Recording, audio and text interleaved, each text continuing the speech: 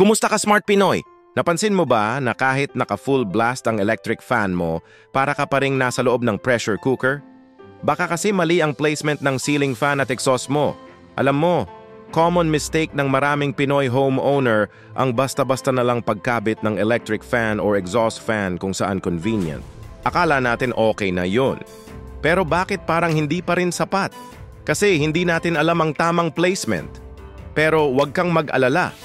Dahil ngayon, share ko sa iyo ang mga Smart Pinoy hacks para sa tamang placement ng ceiling fan at exhaust. Promise? Pagkatapos mo to, mas presko na ang bahay mo. Una sa lahat, importante ang height ng ceiling fan mo. Dapat nasa 8 hanggang 9 feet mula sa sahig para perfect ang air circulation. Kapag masyadong mababa, parang helicopter na gustong pumutol ng ulo mo. Kapag naman masyadong mataas, parang nagpapaypay ka ng hangin sa kisame. Pangalawa, center placement is key. Ilagay mo ang ceiling fan sa gitna ng kwarto para pantay-pantay ang distribution ng hangin. Kapag nasa gilid lang, para kang may favoritism sa isang parte ng kwarto. Para naman sa kitchen exhaust fan, dapat malapit sa lutuan. Bakit? Para mabilis mailabas ang usok at amoy ng pritong tuyo, charot! Pero seriously, mas efficient ang exhaust kapag strategic ang placement niya sa kusina. Sa banyo naman, ilagay ang exhaust fan sa taas at malapit sa shower area, hindi lang para sa amoy, tuha, kundi para iwasan din ang moisture at amag.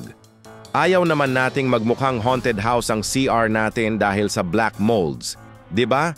At ito ang pinaka-importante, ang direksyon ng ikot ng fan mo. Sa taglamig, clockwise dapat para i-push down ang warm air. Sa tag-init naman, counterclockwise para mag-create ng cooling effect. Parang may seasons tayo sa Pilipinas, ano? Pero alam mo na, para ready tayo sa climate change. Kapag sinunod mo ang mga tips na to, siguradong mas presko ang bahay mo, mas komportable ka, at mas mababa pa ang electric bill. Win-win-win situation, di ba? Abangan nyo ang susunod nating video tungkol sa paint types and finishes para naman mas gandang-ganda at matibay ang bahay nyo. Kung na-enjoy mo ang video na to, i-like mo lang at i-share sa mga kaibigan mong laging nagrereklamo sa init.